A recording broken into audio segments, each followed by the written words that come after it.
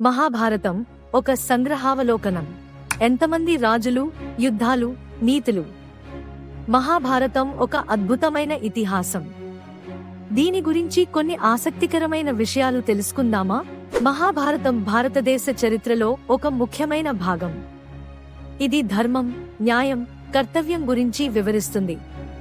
ఈ కథ మన సంస్కృతికి ఒక గొప్ప వారసత్వం.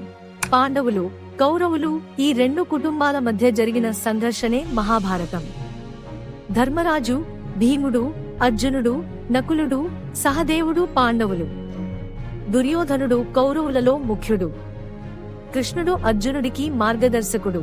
కురుక్షేత్ర యుద్ధం ధర్మానికి, అధర్మానికి మధ్య జరిగిన పోరాటం. భగవద్గీత కృష్ణుడి బోధనలతో నిండి ఉంది. ఇది జీవితానికి మార్గనిర్దేశం చేస్తుంది. మహాభారతం కేవలం కథ కాదు, ఇది జీవిత సత్యాలను తెలియజేస్తుంది. ఈ వీడియో మీకు నచ్చితే లైక్ చేయండి, షేర్ చేయండి. మరిన్ని విషయాలు తెలుసుకోవడానికి మా ఛానల్ను సబ్స్క్రైబ్ చేయండి. మీ అభిప్రాయాలను కామెంట్స్ రూపంలో తెలియజేయండి.